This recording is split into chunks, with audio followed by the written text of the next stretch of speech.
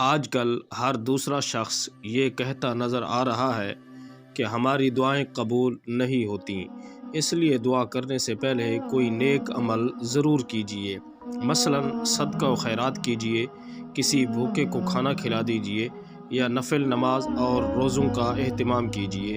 اور اگر خدا نخواستہ کسی مصیبت میں گرفتار ہو جائے تو اپنے اعمال کا واسطہ دے کر دعا کیجیے جو آپ نے پورے اخلاص کے ساتھ صرف اللہ کے لیے کیے ہوں۔ نبی کریم صلی اللہ علیہ وسلم نے ایک بار 3 ایسے اصحاب کا واقعہ سنایا جو ایک اندھیری رات میں ایک غار کے اندر پھنس گئے تھے۔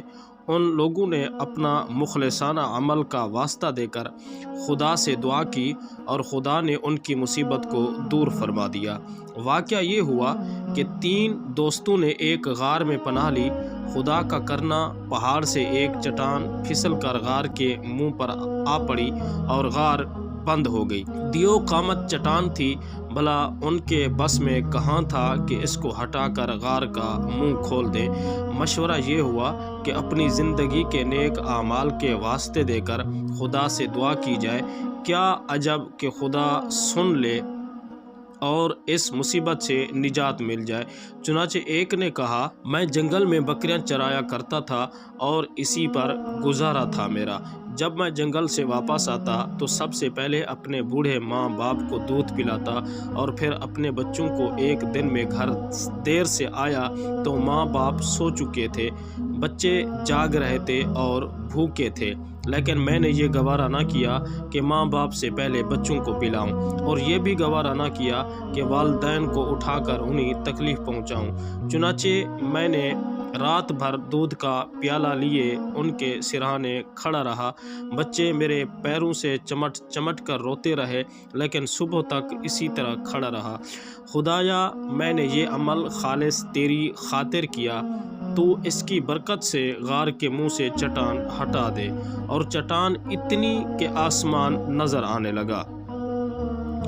دوسرے نے کہا، میں نے کچھ مزدوروں سے کام لیا اور سب کو مزدوری دے دی، لیکن ایک شخص اپنی مزدوری چھوڑ کر چلا گیا۔ کچھ عرصے بعد جب وہ مزدوری لینے آیا تو میں نے اس سے کہا کہ یہ گائے بکریاں اور یہ بوکر چاکر سب تمہارے ہیں، لے جاؤ۔ وہ بولا، خدا کے لیے مذاق نہ کرو۔ میں نے کہا، مذاق نہیں، واقعی یہ سب کچھ تمہارا ہے۔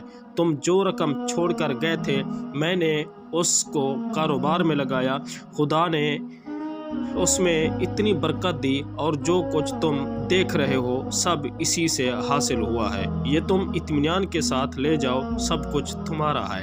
وہ شخص سب کچھ لے کر چلا گیا۔ خدایا، یہ میں نے محض تیری رضا کے لیے کیا، تو اس کی برکت سے غار کے منہ سے چٹان دور فرما دے۔ خدا کے کرم سے چٹان اور ہٹ گئی۔